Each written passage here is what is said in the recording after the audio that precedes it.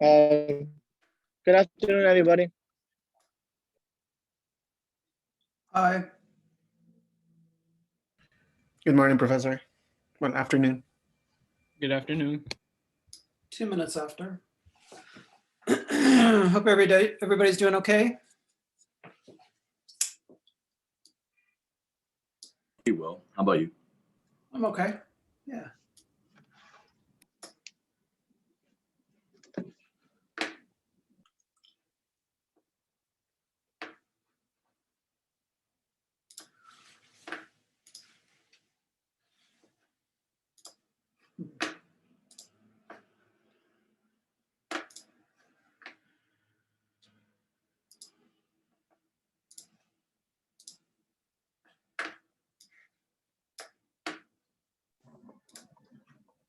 Hope everybody can see that okay. Yep, it's good. All righty. So we're going to meet here until 1 o'clock, and then at 1:30, I'm going to meet with group 7 and 2 o'clock with group 8. So today we're going to talk about water. But first, let's review the schedule the next couple weeks.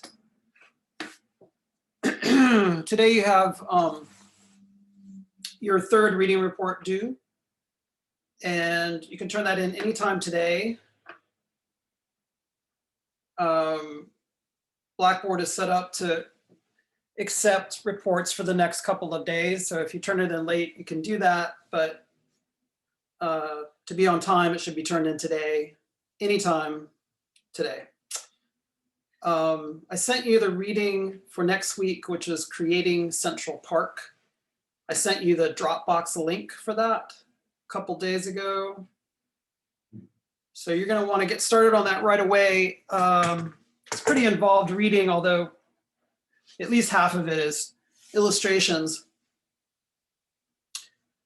And then next week, we're going to talk about Central Park. So you're going to want to start on that reading. And then the fourth reading report is due next Friday, which is about creating Central Park. And then next week, we'll do a midterm exam review at 1:30. And then right after the exam review that day, I will send you the midterm. So you'll get it after class on March 12th, and you can start working on it right away. And then the due date for the midterm is March 19th, and you'll turn that in just like a reading report on Blackboard. So that's going to be due at 6:00 p.m. on March 19th.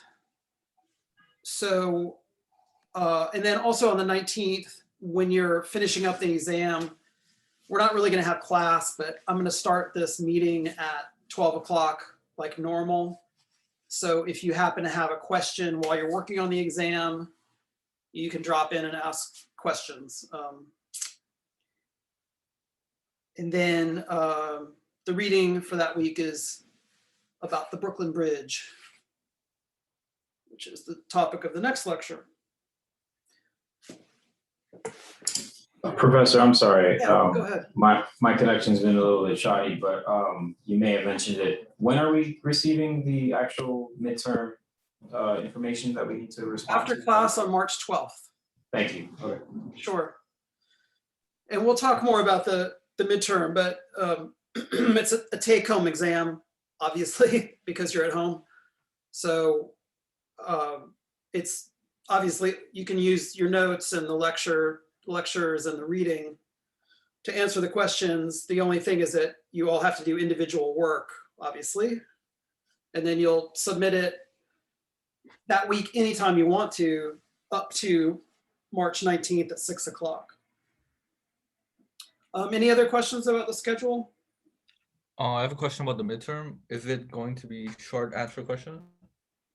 Yes. Okay. Yeah, short answer. It's not multiple choice. Yep.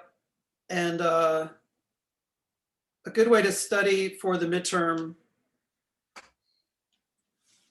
beyond taking notes and watching the lectures and doing the reading would be to watch the small group sessions that I've been having every week, because a lot of the stuff that we go over is very similar to exam questions. So if you haven't watched all those group sessions, you probably should. They're all on YouTube. Any other questions about the scheduler or the exam? I have a question. Do you know how many questions the midterm is, or you haven't made it yet? I do know, well, I do know how many questions, yeah, but I mean, I'm not sure how useful the information is to you. I think there are 8 questions, but each of those 8 questions has questions within the questions, so, Okay. which will be obvious as soon as you see it. And then I also have, I think it's 3 extra credit questions that you can choose one of them to answer. Okay, So, that's cool. yeah, I'll go over it in more detail when we do the exam review next week. I mean, it's, given that I'm sending it to you and you have a week to work on it, it's not like it's a big secret what I'm going to ask. I think, you know, so I'll talk to you about it in more detail next week. But, you know, I think it's probably no different from any class. Like if you've been doing the reading and you've been taking notes and going to the small group sessions, the exam is going to be really straightforward. I think if you have fallen behind on watching the lectures and taking notes and doing the reading, then it'd probably be pretty hard. I mean, so, but if you've been keeping up, I don't think it's going to be, it's not like there's going to be any huge surprises. It's going to be about the commissioner's plan and the Costello plan and, you know, that stuff, Central Park and the stuff we look at today. All right, great. Thank you so much. You're welcome. Okay.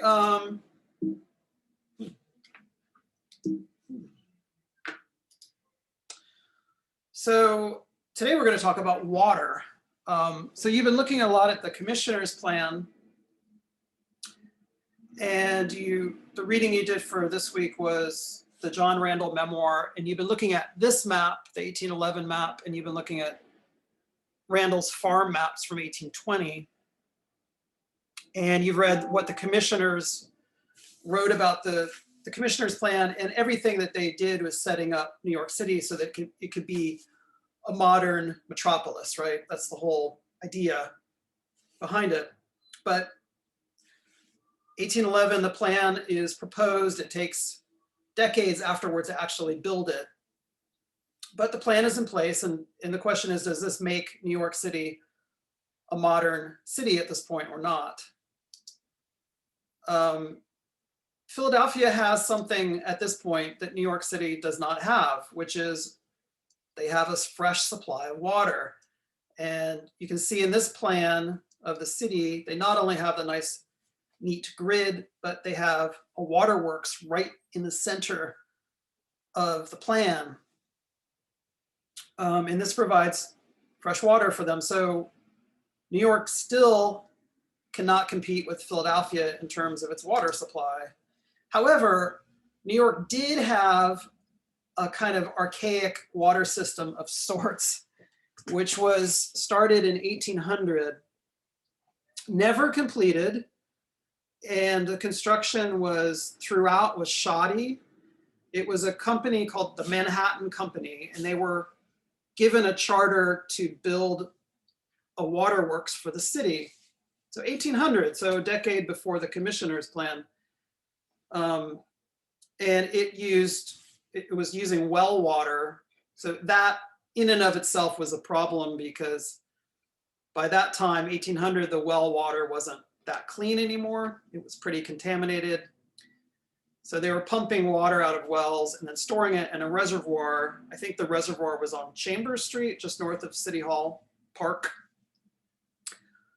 And then the pipes that they laid under the city were made out of wood, which is not, you know, it works, but it's not ideal as a material for carrying fresh water. They did have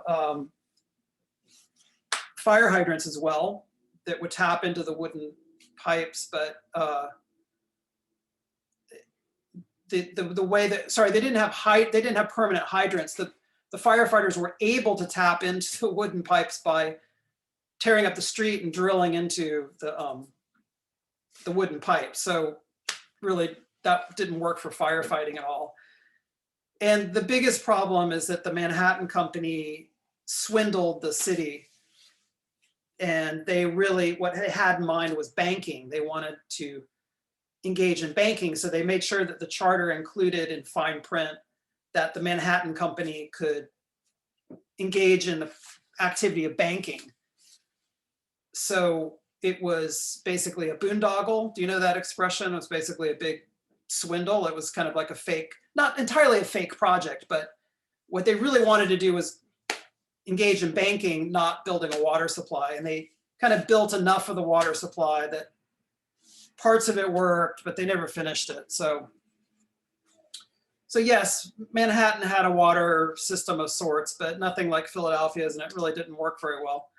So they had to rely on what they had been relying on since colonial times, which were wells, which I said were at this point, early 19th century, were getting contaminated from pollutants, from springs that were also getting contaminated, from ponds like the Collect Pond. And you've read that from the John Randall memoir that you read this week, that he describes the Collect Pond and the condition that it was in by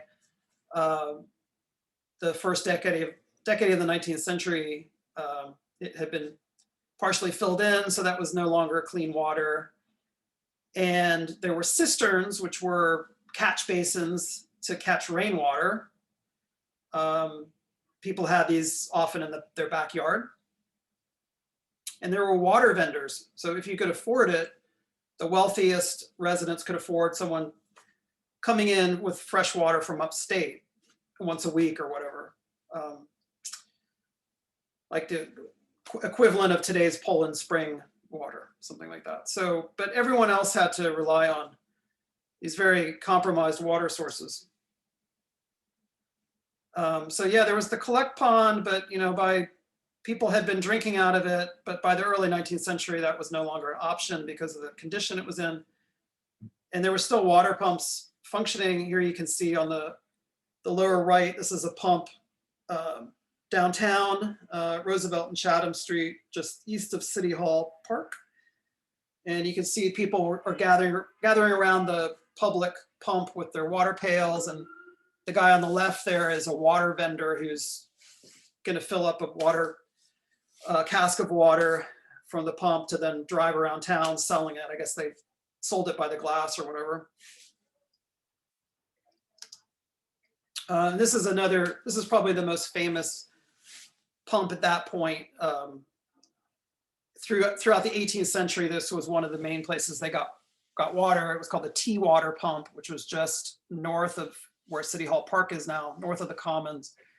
But it was contaminated, and so it was less and less clean as the years went by, and it was finally filled in 1827. So this is a little obvious, but why would they even want fresh water?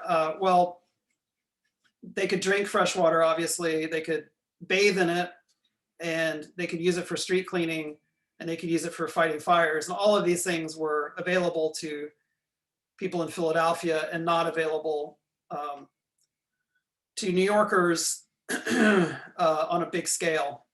So this was a big problem. You can see in the illustration on the right there, there's a woman at a pump filling up her bucket on the street corner at Broadway and Murray Street, right down by City Hall Park. And you can see that there's a wild hog there foraging in the gutter, and they were everywhere. Since they weren't cleaning the streets, you can imagine the amount of garbage that was collected. And there were wild pigs that ran free, and they were kind of the de facto sanitation department. They would go around rooting in the gutters and eating the garbage. Not exactly a great system.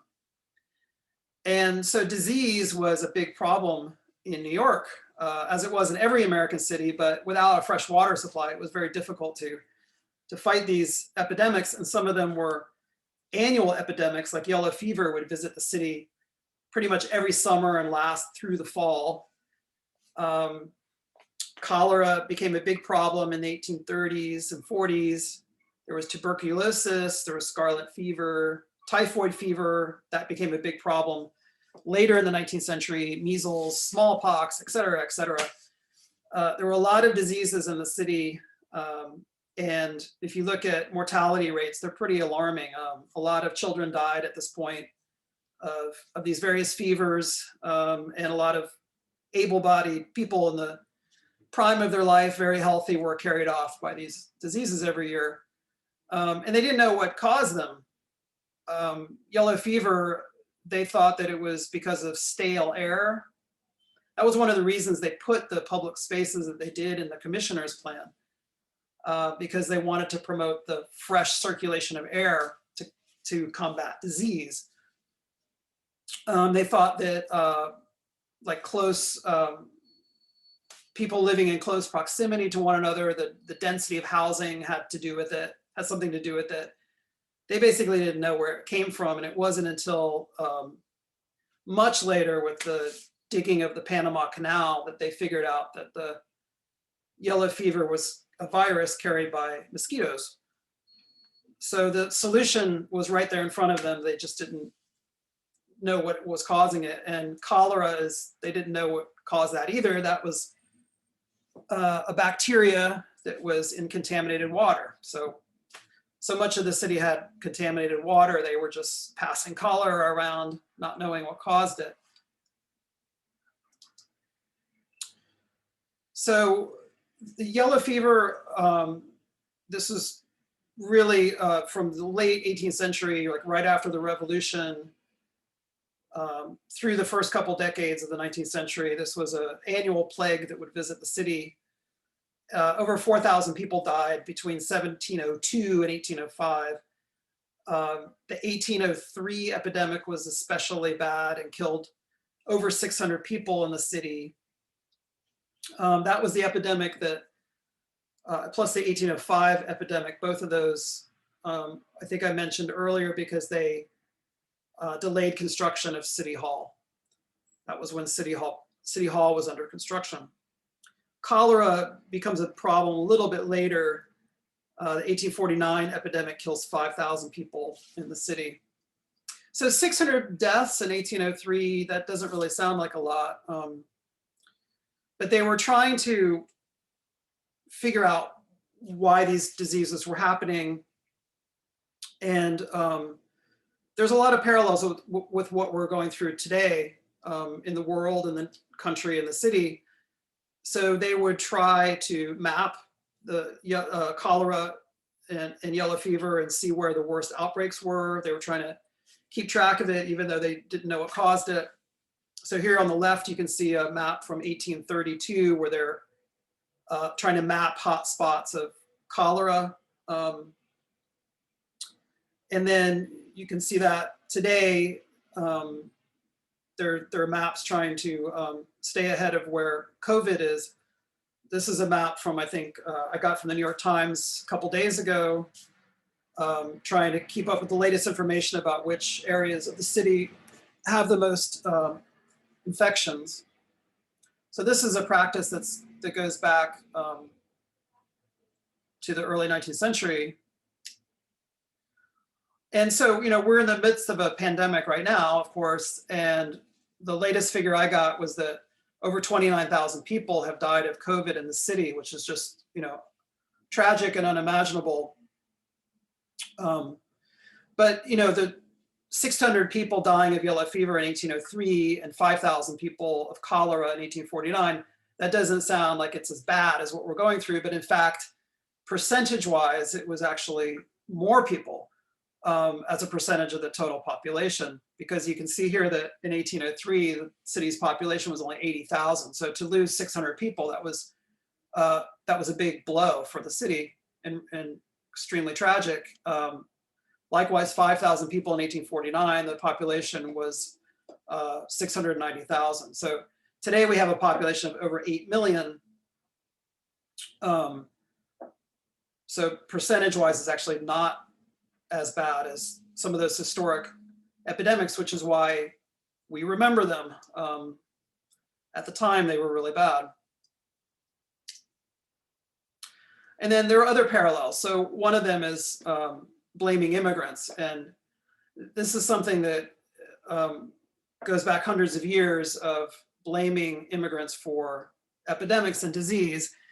A lot of it had to do with the fact that they didn't understand where these epidemics were coming from. They didn't know what yellow fever was or what cholera was. And in their confusion, city officials and other people were looking for someone to blame, right? So they thought that yellow fever was caused by people crowding into dense housing, tenement housing. And so it was easy to blame immigrants. They would quarantine immigrants when they arrived by ship, which is a good idea, but then they would be demonized because they had been quarantined. So in this illustration, you can see here that there's like an avenging angel coming down the steps representing cleanliness. It says cleanliness on her shield there. She has a sword in her hand, and she's keeping the diseases out of the city. These three people here are identified as cholera, yellow fever, and smallpox. And you can see that they're being barred from the city, and the barricade says quarantine on it. And then in the distance is the shining city that they're trying to get to, and that this angel is defending the city against the disease. But you can see, of course, from the way that it's drawn, that there's a subtext here that's very clear, which is that they're defending the city from immigrants, right? So they blamed marginalized groups who were then themselves disproportionately affected by the epidemic. So yellow fever was really bad it's true in dense areas where immigrants tended to congregate, but not because of the immigrants. It's because of the standing water that was breeding mosquitoes, the lack of fresh water that caused conditions that would breed mosquitoes. So these groups were disproportionately affected. They were victims, they weren't perpetrators. So they had the logic all backwards, and this was a long-standing prejudice that got really ugly. And we can see the same thing happening right now with all the recent violence against Asian Americans and politicians calling it the China flu or the China virus or whatever. And so Asian Americans are being demonized as somehow perpetrators rather than victims. It's something that's been a disgusting attitude that's been with us for a long time. So cleanliness is one thing that water's useful for, fresh water is useful for. The other obvious thing is it's really useful for fighting fires. So fire was something that was just part of the daily life in New York City in the 18th and 19th centuries. The 19th century, with the influx of all of these people coming, the population boom that happened in the 19th century, building regulations did not keep up with the influx of people. So buildings were built not really according to any kind of code, and they were built right up against each other. Sometimes they didn't even have party walls, which is like a double wall. There were no laws about, you could build something that was really, you could build like a fireworks factory, for instance. And you could build it with wood, which of course they would never allow today. And you could build have a fireworks factory in one room and something like a furniture factory in the room next to it. Explosives and sawdust. Not a good idea to mix them. But there was basically no codes for building, and so fire was literally a daily occurrence in the city. Ashley, do you have your hand up? Yeah, why did they need clean water to fight fires? Why couldn't they use like the contaminated water? What's the difference? Yeah, they did use the contaminated water to a certain extent, and I'll show you in a minute. They could also get water out of the rivers. It's not so much that they didn't have any water; it's that they didn't have enough water. That was the big issue. So they would constantly run out of water. And in the winter, the rivers would freeze over and they couldn't use it at all. So the water supply they had just wasn't adequate. Another question there? I was just gonna say that contaminated water could also have like flammable particles. So Well, that's- I mean, I suppose that's probably less likely, but it's mostly just the volume and also the equipment that they had wasn't adequate to the task. So this is the kind of equipment that they had. Well, this is 1733, but it hadn't really improved much by the 19th century. So the fire department hadn't really kept up with the growth in population and the number of buildings that were being built. So they were still using an antiquated fire fighting system that dated to colonial times, but yet the city was growing. And there was a mythology about the firefighters at this point throughout especially in the first half of the 19th century. And they called themselves and each other the fire laddies. It was kind of a fraternity of volunteer firemen, all men, who tended to work. They worked in every trade. I mean, they were, a lot of them were working class, but a lot of them were wealthier. They were merchants, they were banking house clerks, they were butchers, just about every profession. But they became these kind of mythic public heroes in New Yorkers' eyes. They were, kind of an epitome of manhood, burly manhood, tough and brave, and all that stuff. They wore identical red sweaters, and you could see their fire hats. They carried these horns that they would blow when they were running through the streets. At this point, early 19th century, you can see here them parading with one of their fire engines. They insisted on pulling their fire engines by hand. That was a point of pride. So they wouldn't even use horses to haul the pumps and the hose trucks and the ladder trucks through the streets. And they hand painted their fire engines, incredibly ornate, beautiful pieces of art in and of themselves. There's a fire museum in Manhattan that's worth a look, because they have a collection of these old fire engines there. They're beautiful, but they insisted on pulling them by hand, so they would run through the streets, but it took a while to get to the fires. And they were organized by company. So there would be, company number one, and then a few blocks over, company number two, and they would have maybe 20 firefighters each. And there was no kind of central fire command at that point. So all volunteers. And so they would hang out in their firehouses. It became kind of like a fraternity house. They would hang out there and have parties and eat chowder and sing songs when they weren't fighting a fire. And they were idolized. So children would hang out in the sidewalk in front of the firehouses, hoping to be able to help them pull the machine to the next fire. And they were kind of idolized. And but they had this rivalry with one another, with the next company. And so they would compete to be the first to the fire, which sounds great, but then say 3 or 4 companies would arrive at the fire at the same time, and then they would get in fights over who would have the honor of putting out the fire. So instead of all collaborating, generally speaking, sometimes they would collaborate, but often instead of collaborating, they would have a street brawl, and they would end up beating each other up while the house burns down. That happened a lot. They would throw things at each other. They would pull out guns. They would open fire on each other. So it was almost like a gang, actually. I have a question. Yes. So, like, was the firefighting like just for show? Because I don't understand why a person would even consider trying to carry the water instead of like using a horse to be more efficient to actually fight the fire?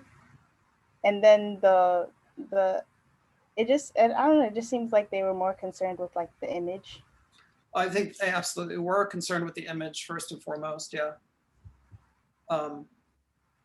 They did pride themselves on their bravery, and so I've read accounts of them running into burning buildings and pulling out crying widows and orphans and things like that. And they certainly did put out a certain number of fires, but it just kind of became such a status thing to be a firefighter at that point that kind of took over, and actually fighting the fire became secondary. Seems weird, but that's the way it happened. And Thank you. did all the companies, like, did they try to differentiate themselves with different colors? Like, Well, they all wore the red sweater, but they would paint their engines with different scenes, and each company had a different nickname and mascot. One of the fire companies, now I can't remember the name of it, adopted the tiger as its mascot. And you still see that sometimes with the fire department today. Sometimes you'll see like on a firehouse that they've painted like a tiger on the front of it, like on the doors. I've seen that still. So some of this mythology is still with us today. And in fact, there was, I think maybe 10, 15 years ago, there was a big brawl with the firefighters. I forget where that was, but they all got drunk and spilled out on the street and were all fighting with each other. So there's a vestige of this behavior still in the fire department.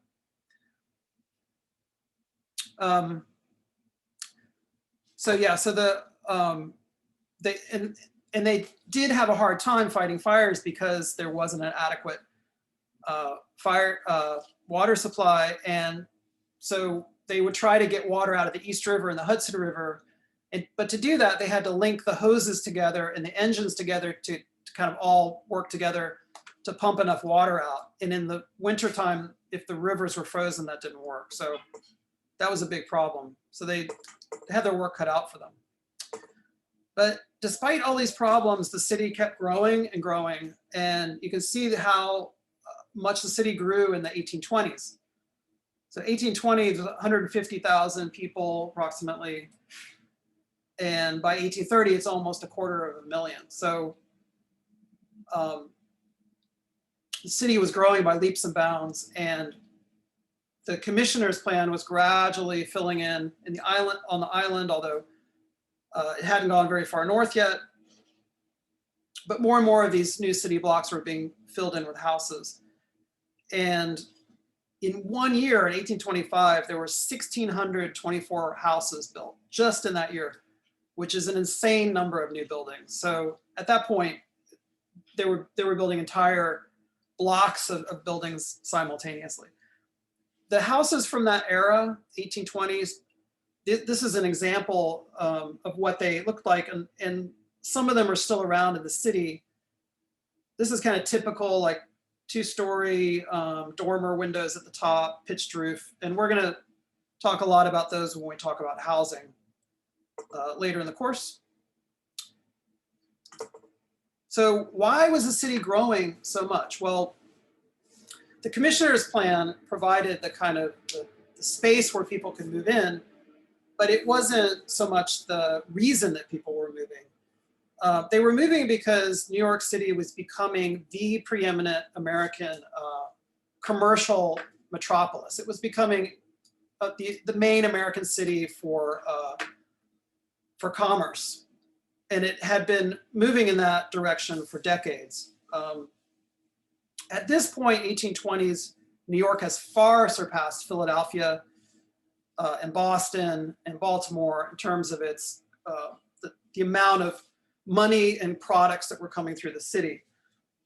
And it was all based on water. The whole economy was based on water. There was no overland shipping really to speak of at this point. Road design and construction was poorly understood at this point still. Roads were not a viable way of shipping large amounts of products. It was just too slow. The roads were in terrible condition. So it was much faster to ship by water. And even when it was slow, like the Erie Canal, it still made a lot more sense than trying to ship something overland. And so New York City was really had an advantage here because it had a sheltered deep harbor. It was right on the Atlantic Ocean, and it had more and more commercial prospects with the opening of the Erie Canal. This was a huge reason why New York became the preeminent American metropolis. And I'm not going to talk about the canal in too much detail, but it's worth mentioning because it was so critical to the city's fortunes and to the way that the built environment evolved. So the canal was built by New York State. It was a New York State project in the same way that the commissioner's plan was a New York State project. It was pushed through by the state legislature in Albany. It was funded through issuing bonds to private investors. They didn't receive any federal money. It was a self-sustaining state project that New York State built. They had early on had asked the president, who was Thomas Jefferson at that point, for federal funding, and he reportedly said he thought it was crazy, it would never happen, it was too futuristic. He said it was little short of madness to even consider such a drastic project as building a canal 363 miles from Albany west to Buffalo to give access to Lake Erie. So why did they want to do this? Why did they want to build this project all the way across New York State to Lake Erie? So first of all, it was the same person, DeWitt Clinton, who pushed this project through the legislature. And he had been the mayor during the commissioner's plan. So he was the main instigator of the commissioner's plan of 1811. And then by the time the Erie Canal starts construction in 1817, DeWitt Clinton has been elected governor. So he's instrumental in making sure that the Erie Canal gets built. So he's the person more responsible than anybody else for both the commissioner's plan and the Erie Canal. So in order to understand why this was so important to New York's commercial prospects, and therefore why it has such an impact on the way that New York City was built, its built environment, we have to pull back a little bit and look at what the whole country was like in 1825.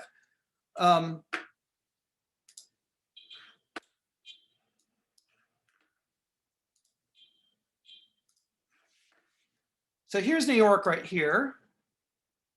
Now we have Boston and Philadelphia, Baltimore.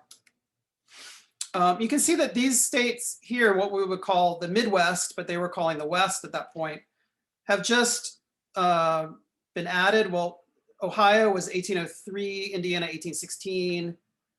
I would never ask you to memorize those dates, by the way. Illinois 1818 and Missouri 1821. So these had all just joined as states. Michigan, you can see, is still a territory. It's not a state yet. Texas and California, all the way up to Colorado, is still owned by Mexico. So the United States are still on the east of the Mississippi. Most of them are east of the Mississippi, except for Missouri and Arkansas and Louisiana. So because water was so important to commerce, New York had a thriving shipping trade to Europe, to South America, to the Caribbean, and along the coast, so they could trade products with Boston by sailing up and down the coast and then along, the eastern seaboard. So they had a thriving kind of coastal trade. But New Orleans down here and Mobile here and Charleston here were becoming more and more prosperous because of the production of cotton in the South.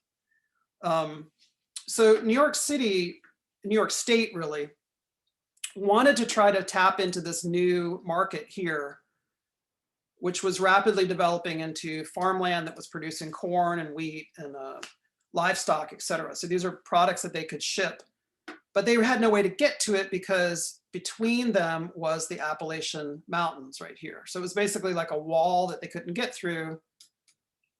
And so the Erie Canal was a way, they basically found a back door to go across New York City through a break in the mountains at the Mohawk River right here to Buffalo, where they had access to Lake Erie. Once they had access to Lake Erie, they had access to all of the Great Lakes, plus the Ohio River, which comes down here, and the Mississippi, which comes down here. So it basically put New York State on par with all of those southern ports that were emerging, like New Orleans. And also, then they had an advantage that Boston, Baltimore, and Philadelphia didn't have. They had a way through the mountains, basically, to tap into those new markets in the West. That was the whole key. So here you can see,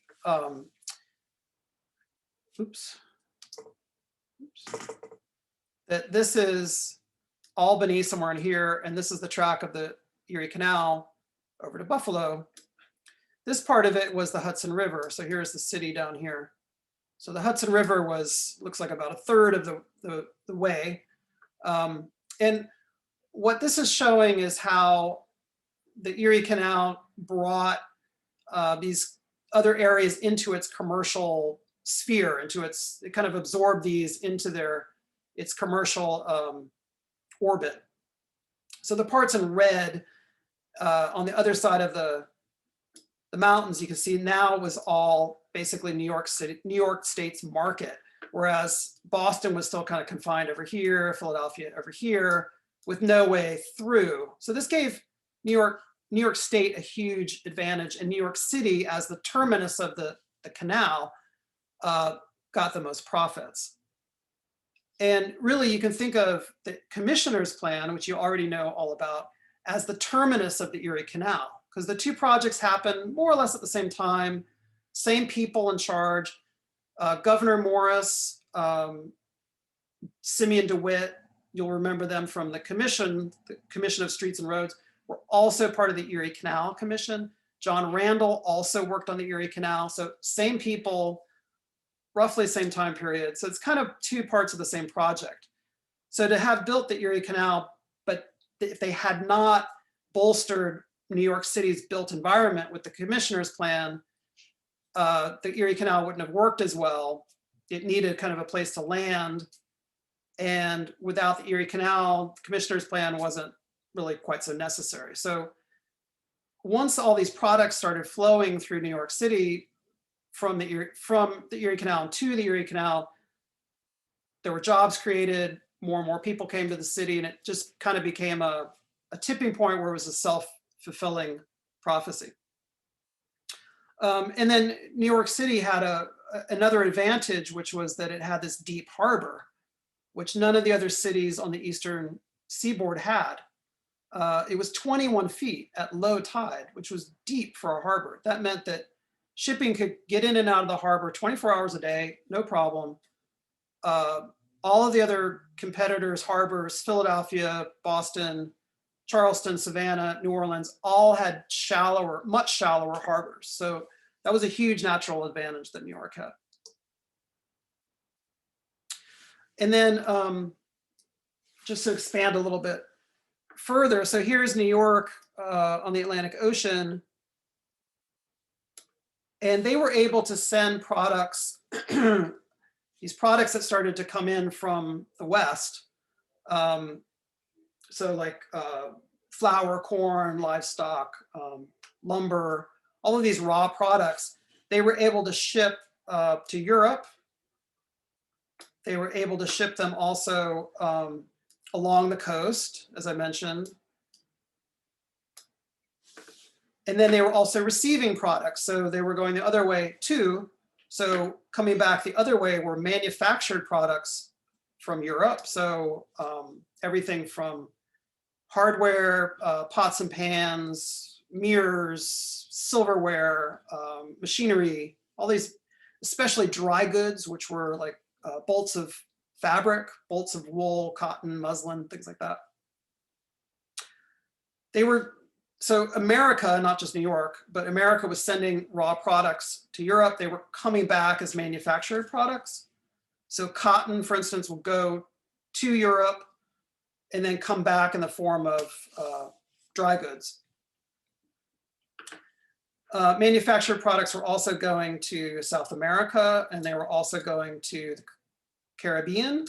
And then products for the Caribbean, like rice and sugar and things like that, were going to North America. So this is called the trade triangle.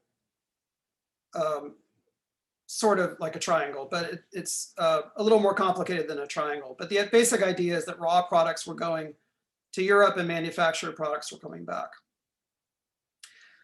So all of these products that they were harvesting and raising in North America, the corn, the wheat, the livestock, the lumber, and then in the South, the cotton, all of that, of course, required labor.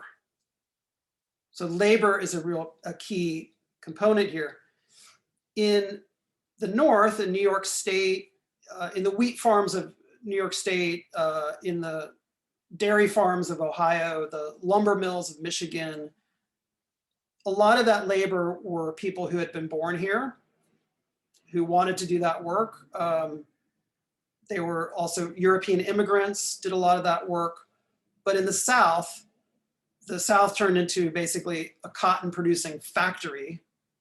And that labor, of course, was done by enslaved Africans who had been abducted from Africa and brought over to do that work, and also to work on the rice plantations and the sugar plantations of the Caribbean and in South America as well. So this is a map of the so-called Middle Passage, where abducted Africans are being, this shows kind of how many went to different places. You can see most of them went to South America and to the Caribbean, and comparatively fewer of them went to North America, percentage-wise. But of course, the whole American South was dependent on the labor of abducted Africans. So the Erie Canal opens in 1825. This is during that decade of drastic population growth and construction of buildings and slow progress on the commissioner's plan. 2 years after the Erie Canal opens, New York State finally abolishes slavery. So it took them a while, and it took them a while because they were so dependent on the production of cotton in the South at this point. So by the 1820s, cotton produced in the American South was half of the total American exports. So it was by far the most important and profitable product. In New York, not Charleston, not Savannah, not Mobile, not New Orleans, became the primary American port for exporting cotton to Europe. Certainly there was a lot being exported from those other cities too, but New York City had become the capital of cotton exportation. So much that they called it, King Cotton, and it was really the lifeblood of New York City, and remained that way for most of the rest of the 19th century. So here's a question. So if cotton exportation was New York's primary industry, and if cotton was produced in the South by enslaved people, doesn't it follow that New York's prosperity was based on the institution of slavery, even though they had outlawed slavery in 1827? So it seems pretty clear to me. And people talked about this at the time. It's not like everybody in New York was all in favor of this. There were a lot of reformers, abolitionists who were questioning the unbridled growth of the city and saying, but it's based on the slave trade, even though, so they were basically saying that New Yorkers were hypocrites because they had outlawed slavery, but they were still profiting by it. And there were a lot of critics who were talking about this and writing about this at this time. So New York, by this time, with the Erie Canal opening, is without question the commercial capital of the United States. And what begins to happen is that they go beyond just being the commercial capital. So we've talked about New York since colonial days as being all about making money, right? But then the New Yorkers start to see themselves as living in the cultural capital of the United States as well. So at least they think of themselves that way, and that they had vanquished Philadelphia in this regard as well. So this is a view of what they call Lower Broadway. This is taken from City Hall Park looking south. You can see Trinity Church in the distance there, right here. This building here is the Astor House Hotel, which was the fanciest hotel in the United States at that point. This is St. Paul's Chapel, which is still there today. And this building over here, right here, is P.T. Barnum's American Museum. And at this point, it was the main tourist attraction in the United States. And so in this area, there were also a lot of other theaters and lecture halls and things like that on Lower Broadway. And then Upper Broadway also was full of theaters and hotels. Upper Broadway meaning the section of Broadway above Canal Street, you know, from Canal Street up to like Houston Street, to like today's Soho. They called that Upper Broadway. And here you can see, this is the St. Nicholas Hotel right here, which is a really fancy hotel. This is another fancy hotel here. I can't remember the name of it. This building here later became the second Barnum's American Museum. And here you can see some of the fire laddies running around. This is in winter. They would turn the omnibuses into sleighs when it snowed.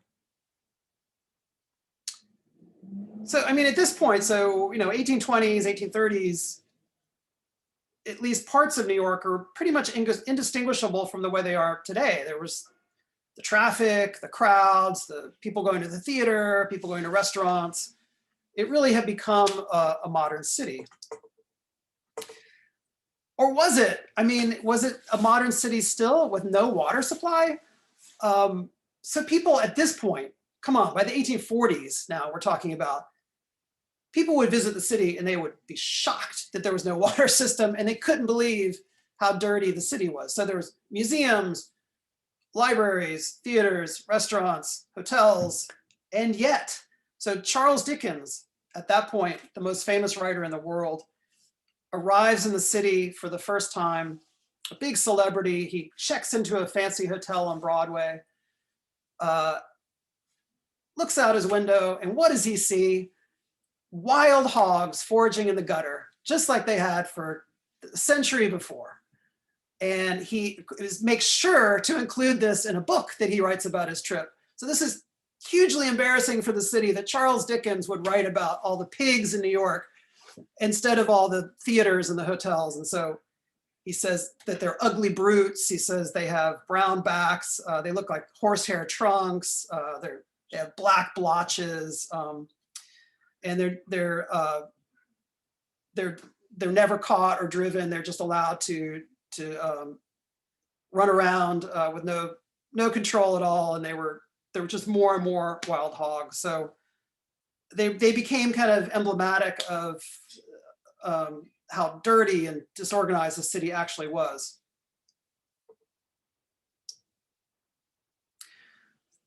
You can see here now, this is 1840s, I think. Commissioner's plan, the hatched areas are the parts that have been developed. So gradually the commissioner's plan is filling in with buildings, getting bigger. It's a modern city, definitely, but still no water. And fire is a big problem still. There's a huge fire in 1811, there was a big fire. The fire department, the volunteer fire laddies were so overwhelmed by the scale of the fire that they didn't really have a chance to fight them. Plus they had their own problems. So what starts to happen is that a fire will start. It doesn't just burn down a building, but it burns down a couple of blocks of buildings. And this starts happening more and more often. And it culminates in 1835 with the second great fire in the city's history. So the first one you remember was 1776. And this is the second great fire, 1835. It lasts for 2 days in December. It was on an extremely cold week for the city. It was kind of a perfect storm of things that happened. The rivers were frozen over, so the fire laddies couldn't get water out of the rivers. There had been another fire, not as big, but a disastrous fire the day before. So a lot of these firefighters were exhausted from fighting that fire and had been up all night. Then on December 16th, this fire starts over by the docks. And so they're late. The firefighters are tired and they're late to arrive at the scene.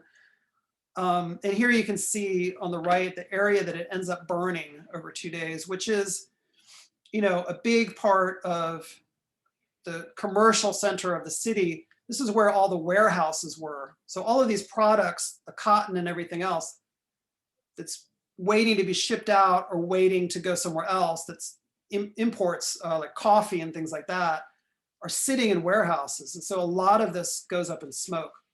So it was devastating in terms of the amount of money that the city lost. And a lot of companies went out of business because of the fire, and it destroys this entire area of the city here. So all of that is gone. I mean, nothing is left, smoldering ruins. The fire gets completely out of control. It's clear that they're not going to be able to stop it. And so what they start doing is demolishing blocks, entire blocks of buildings to create a fire break to stop the spread of the fire. People panic. There's talk of blowing up City Hall, the pride of the city, and not very old at this point. Blow up City Hall, just try to stop the spread of the fire. So people are panicking. And this is the area of the city that dated all the way back to colonial times. The Costello plan, if you remember that, was roughly like this area. That was like the Costello plan. So part of that plan goes up in smoke. And then you can see by 1835, the city has been extended out into the East River with fill. So a large part of that goes up in smoke as well. Just a devastating fire. There were papers are blown up into the air, and people were finding banknotes and letters and things like that on Staten Island and in Brooklyn. You could see the fire from miles and miles away. You can imagine that amount of the city, if that is an uncontrollable fire, that you would probably be able to see that from miles and miles away.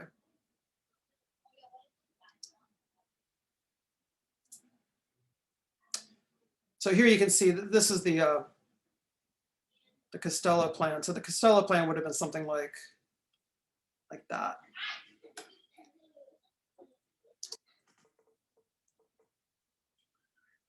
So the 1835 fire finally convinces the powers that be that they need to build an actual freshwater system. So that's where the Croton Aqueduct finally comes from. It's a direct result of this fire. And so I'm going to talk about the Croton Aqueduct in the second part of the lecture. And but I'm going to stop right now. It's 1 o'clock. So the second part of the lecture will be recorded, and it'll be up on YouTube and Dropbox in, I don't know, next few hours. So you can watch that. And that's all about the Croton Aqueduct, which is really fun, exciting. So I'm going to meet with group 7 at 1:30 and group 8 at 2 o'clock. Does anybody have any questions about anything? At what point did the firefighters like settle aside their differences and create like what we have now today, the FDNY? I think it was 1865, I think. They finally got rid of the volunteer forces and they started the modern day fire department. I think it was 1865, but I might have that year off by a few. When they finally did get rid of the volunteer firefighters, there was a lot of protest about that because it had become a way of life, even though it wasn't very functional. Okay. So, but did those like whatever happened to those volunteer firefighters? Did they end up joining the actual firefighting companies? Yeah, a lot of them did. Yep. Mhm. Okay. Yeah.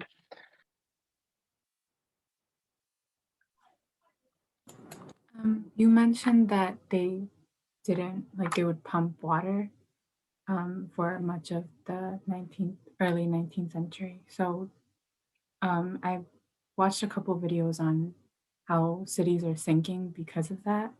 So was that a concern that Manhattan ever had? I haven't heard that. The only thing that I've heard about sinking was that some of the streets that they built over the collect pond after they filled it in, those did sink in the buildings that they built there because the collect pond was still underneath the ground. So that part of the city did start to sink. I haven't heard of that happening anywhere else. Professor, I have 2 questions. Go ahead. So one of the question was why was it called the tea water pump? I saw the reason too, but I didn't. I don't know. I've been meaning to figure that out and I haven't. Maybe you could figure it out and I'll give you a point of extra credit or something. Okay, all right. I have two. I have 2 I've- theories though. Do you want to hear my theories? Yeah, of course. I have one too. That'll tell you. Okay. What's your theory? No, mine is just because the way how they pour the water out of the pump, like fill the tea. I mean, but it is not like or because the water is kind of dirty. Those were my 2 theories too. Yeah, so there you go. No extra credit, I guess. I'm sorry. No, but if you actually find out the real answer, I'll give you some. And the second question I have is more general question. So because the water, all of these diseases were coming from the dirt and from the water and all, and at first when they suppose that the disease are coming from immigrants. So I heard about prior to this. So this is a very general question. So when Europeans came to America, so the indigenous people were threatened from their disease more from them as warriors. So was it a true thing, or did that push them to think that for the immigrants as well? No, the New Yorkers, or they're nothing related. I don't think they're related. I mean, I don't think the prejudice was that logical that they would make that connection. It was just I'm scared because there's an epidemic and I'm looking around, who can I blame? I know, I'll blame those people. It's just that, it's out of stupidity and fear, just like what we're seeing today with Asian Americans. I don't think they thought, oh, it's because of, or make any connection with, okay, so Europeans brought disease to the indigenous people. I would be surprised if their thought process was that complex, Right. I think you're giving them too much credit. I had a question about the water. Like there's like reservoirs upstate, right? Is that correct? Yes. So like currently New York has like a really good water system. So like how did they go from like dirty water in these tea pumps and then move a lot of the water supply upstate? and Yeah, in control of the state government. That's in the second part of the lecture. That's what that's about. I'll Okay. talk about that. Yeah. I was gonna ask about the wooden pipes. Mhm. I don't really understand how that would work because isn't wood porous unless they had like a specific technique or Yeah, there was a technique. Yeah. okay. They were, I'm not an expert in that, but they were round sections that were hollow. They were pretty thick, so they could absorb a certain amount of water. Mhm. And water, wood that's saturated with water expands. So they would put these pieces of wooden tubing together, and then once they got wet, they would swell, and they would form a pretty tight connection. Oh, okay. So it actually does work. It's just a little icky, right? I mean, because wood that's always in contact with water, you know, gets kind of slimy, and Yeah. so I wouldn't want to drink out of it, but it does work. I mean, it does work. If you think about it, they had buckets that were made of wood and they had barrels where they made alcohol. So Yeah, it's the same it was principle. pretty watertight. So. Yeah, it's the same principle that a water barrel will get saturated with water and it forms a really tight connection. Yeah, or like the water tanks that you see on top of buildings. You know, Mhm. same thing. I thought you were going to ask, are they still there? And I think some of them are. Every once in a while, they dig up some of these old wooden pipes. That was actually another thing I was thinking, because how would they get rid of all of them? Yeah, I mean, the thing is, New York never says, well, we're going to get rid of the old thing. They just go on with the next thing. And then there's always remnants of things from the past that people have just forgotten about underneath the ground. That's just kind of the story of New York, you know. The collect pond is still down there somewhere. There are bodies underneath Madison Square because it used to be a cemetery and they never bothered to move the bodies. I mean, it's just, New York is always like, what's the next thing? Not let's clean up the old thing. Yeah. Ever.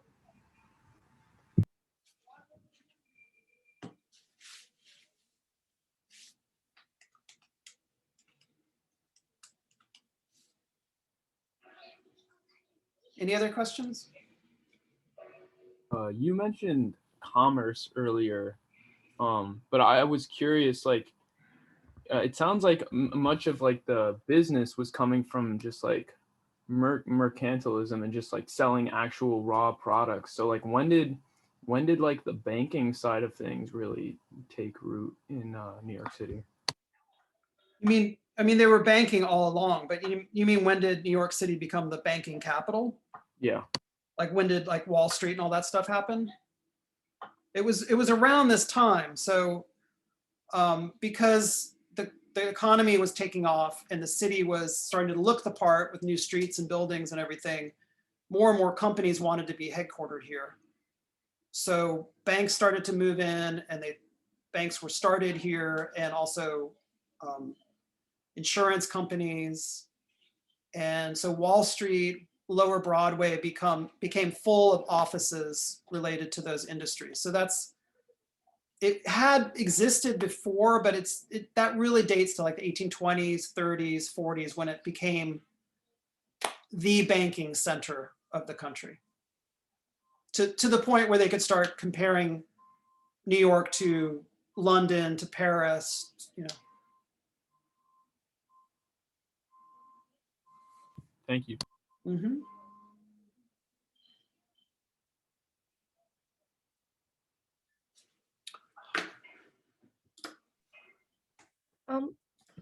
Could you please explain more about the sewage system of those times?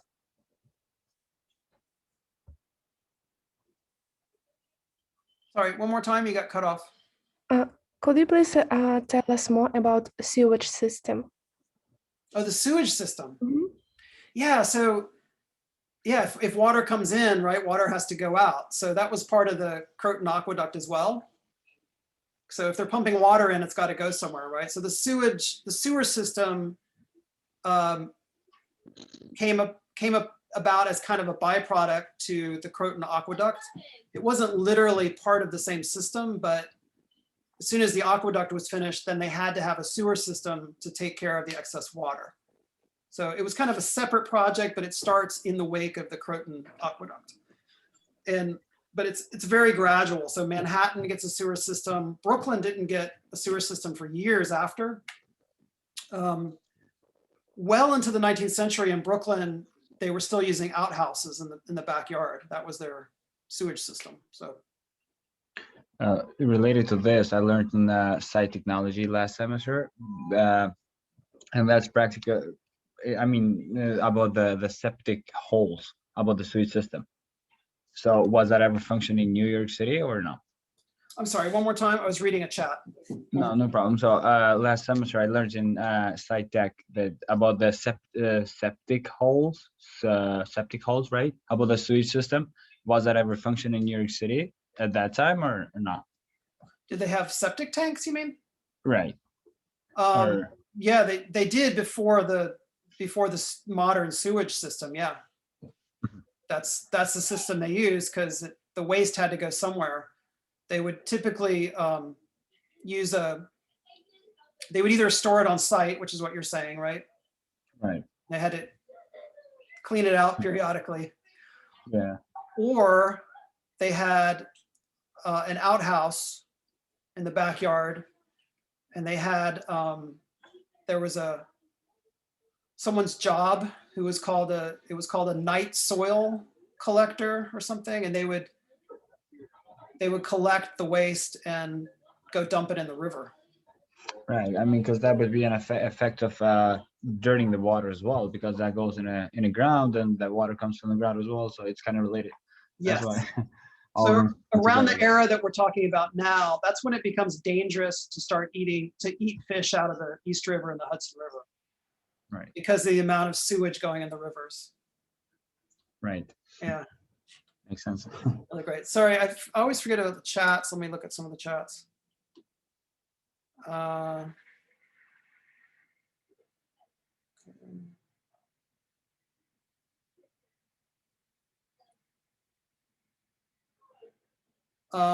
Someone said, can I submit my report later this evening? Yes, you can. Anytime today is fine.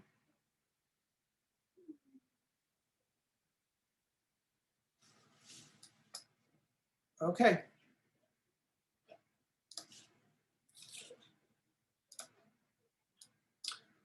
Okay, you guys, so I'm going to meet with group 7 in 15 minutes. So I'm going to close this meeting, open it again for group 7, and then group 8 at 2 o'clock.